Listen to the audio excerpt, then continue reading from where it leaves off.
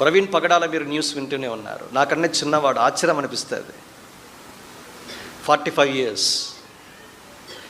నిజంగా ఎంత విచారం అంటే ఊహించలేదు, అంతలో కనపడి అంతర్ధానం అయిపోయాడు. జస్ట్ విదిన్ మినిట్స్ గ్యాప్లోనే అది రాసడంతా, కొన్ని డేటా అంతా తీస్తున్నారు. అది హత్యో లేక యాక్సిడెంట్ దాన్ని నిర్ధారించవలసినది ఇంకా ఉంది, కానీ కనపడకుండానే వెళ్ళిపోయాడు. కానీ ఒకటైతే గొప్ప అద్భుతమైన నిరీక్షణ, క్రీస్తు కొరకు తన జీవిత పర్యంతము, తన మరణ పర్యంతము ఆయన జీవించి తన జీవితాన్ని విడిచిపెట్టి వెళ్ళిపోయాడు. ఎంత గొప్ప విషయం ఇది. నాన్న దేవుడు నీకు నాకు ఆయుష్నిచ్చాడు, ఆరోగ్యం ఇచ్చాడు. ఏం చేస్తున్నాము?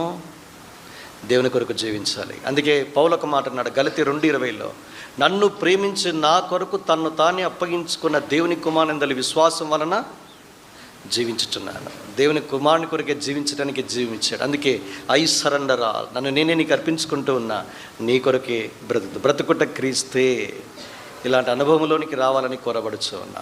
ఎంతకాలం మరణావస్థలోనే ఉంటావు, దేవుడు నీకు నూతనమైన జీవాన్ని ఇచ్చి నిన్ను క్రీస్తు కొరకు బ్రతికించాలని కోరుచూ ఉన్నాడు. నీ జీవాన్ని క్రీస్తు కూడా దేవునిలో భద్రపరచాలని కోరుచూ ఉన్నాడు. ఈ జీవాన్ని పొందుకున్న వారమై దేవుని కొరకు బ్రతకటానికి దేవుడు సాయం చేస్తాడు. ఇంకా ఎంతకాలం విశ్వాసులుగా కూడా దేవుడు నీకు నాకు జీవాన్ని ఇచ్చాడు. ఎందుకు బతుకుతున్నావంటే ఏం చెప్తాం?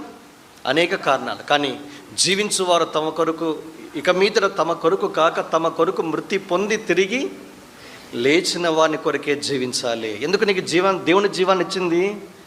దేవుని కొరకు జీవించాలి, దేవుని కొరకు నడవాలి. అదే రాశాడు, నూతన జీవమును పొందిన వారమై నడుచుకోవాలి. ఈ భూమి మీద దేవుని కొరకు ప్రతినిధులుగా ఉంచాడు. మనము మన పోకడ వరకు, మన మరణ పర్యంతము దేవునికి సాక్షులుగా ఆ జీవాన్ని ప్రకటిస్తూనే మన జీవితాన్ని కొనసాగించాలి. అల్పకాలమే, చాలా తక్కువ కాలం.